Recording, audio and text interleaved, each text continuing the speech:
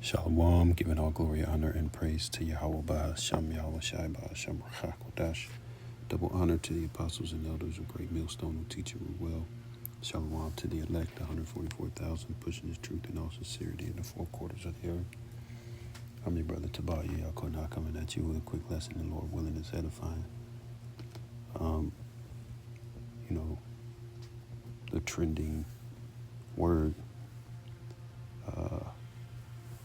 past couple of days is bitter or bitter herbs.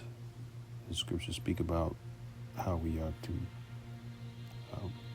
have bitter herbs on the Passover. And, these guys from Genesis, they were one of them. I think Hakad Hakad spoke about not dealing with the horseradish because he said it's disgusting, and dealing with lettuce instead, which lettuce can come in a bit of variety. You got the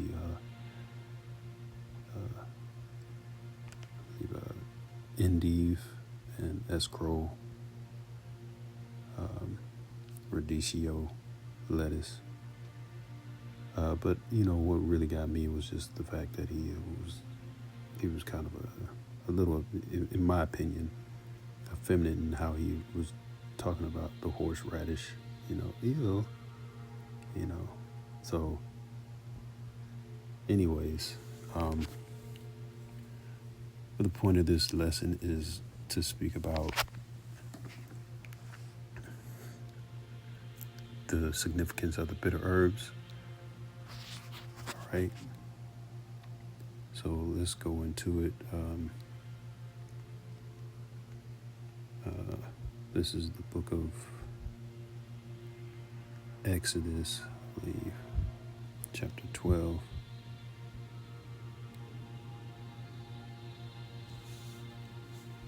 And verse 8. All right, give me a hot second first. Give me a second. Book of Exodus chapter 12 and verse 8, it says, "And they shall eat the flesh in that night, roast with fire and unleavened bread, and with bitter herbs they shall eat it." All right, and the bitter herbs is supposed to represent the captivity of the Israelites in Egypt. Okay, when you're talking about the Egypt, ancient Egypt, see if I can find it real quick. Our people were oppressed heavily by the ancient Egyptians, and so they cried out, just like in these times, which America, according to Revelation, the 11th chapter and the 8th verse, is spiritually Sodom and Egypt. All right. So let's grab it in Exodus, the book of Exodus, chapter 2 and verse 23. It reads, "And it came to pass in the process of time that the king of Egypt died in the children of Israel's side by reason of the bondage." Right? Egypt means double straits. All right, straight meaning a level of difficulty. So it's double difficult. All right, so Mitzrayim or Matazarim in the Hebrew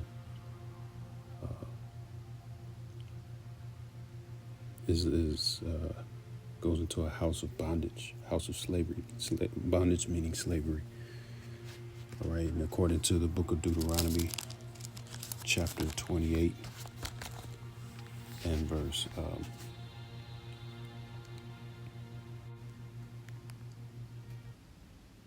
right, so like Deuteronomy, I was looking right at it. Deuteronomy chapter 28 and verse 68 says, "And the Lord shall bring thee into Egypt again with ships, by the way whereof I spake unto thee. Thou shalt see it no more again, and there ye shall be sold unto your enemies for bondmen and bondwomen, and no man shall buy you, or no man shall redeem you." Right? It says Egypt again with ships. So obviously the scriptures go in, in the book of Exodus, go into us leaving our captivity, being led by Moses, and traveling through the Gulf of Suez, not the Red Sea, but the Gulf of Suez, and entering into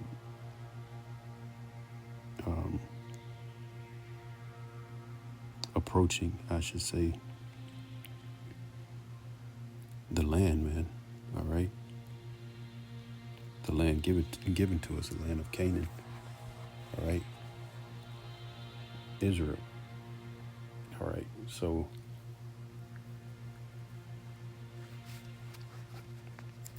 Salaki. So jumping back to Exodus chapter 23 and chapter 2 and verse 23, "And it came to pass in process of time that the king of Egypt died, and the children of Israel sighed by reason of the bondage, and they cried, and their cry came up unto the Most High by reason of the bondage." So in ancient Egypt, the first Egyptian bondage, if you will, the actual bondage by the actual Egyptians, which today they are those actual Egyptians would actually be the Sudanese. All right, what people call the Sudanese. They're not those. The actual Egyptians are not those Arab-looking people over there. This is why Jake or our people would always flee to Egypt to hide amongst the Egyptians, because we kind of blended in with being melanated and all, kind of blended in with the Egyptians. All right, verse 24, Exodus 2 and verse 24, "And the Most High heard their groaning, and the Most High remembered his covenant with Abraham, with Isaac, and with Jacob." Right, so at that time, our people knew who they were in the land of Egypt. We called on the Lord, and the Lord remembered the covenant with the apple of his eye, the nation of Israel. I said, verse 25, it says, "And the Most High looked upon the children of Israel. The Most High had respect unto them." Okay, so in this time, we're doing the same thing. We're sighing and crying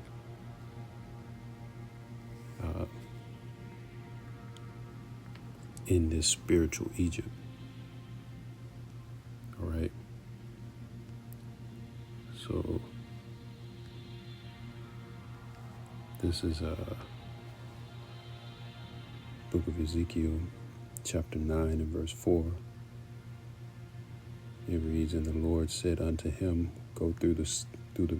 This is the angel with the writer's inkhorn by his side. It says, "And the Lord said unto him, Go through the midst of the city, through the midst of Jerusalem, and set a mark upon the foreheads of the men that sigh and that cry, for all the abominations that be done in the midst thereof."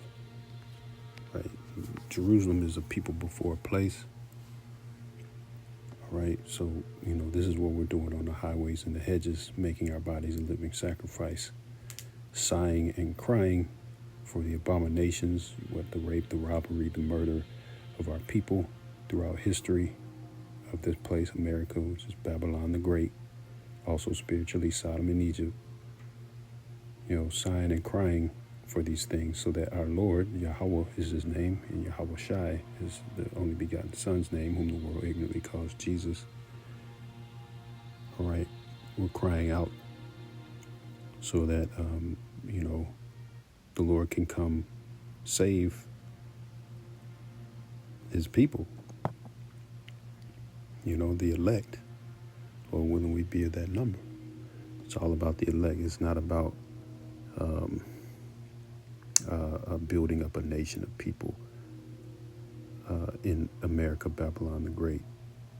The scriptures speak about this not being our rest. All right. So,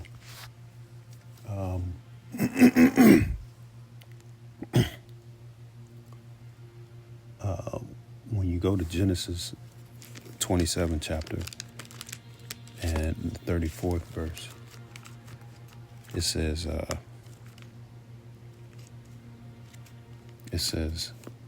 and when Esau heard the words of his father, he cried with a great and exceeding bitter cry, and said unto his father, bless me, even me also, O my father. And I thought it was just kind of interesting when I went into it, started looking into the words for certain words in that passage. This is Esau Edom, the so-called white man, blessed with the sword. All right, we jump down to the 40th verse. Speaks on that, but I pulled out a couple words, bitter, and this is what is taught here, that America, and at Great Millstone, that America means bitter. So I looked up the word for bitter in Genesis 27 and 34, and it says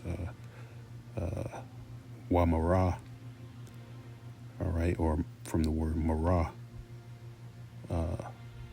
meaning bitter, H4751. All right.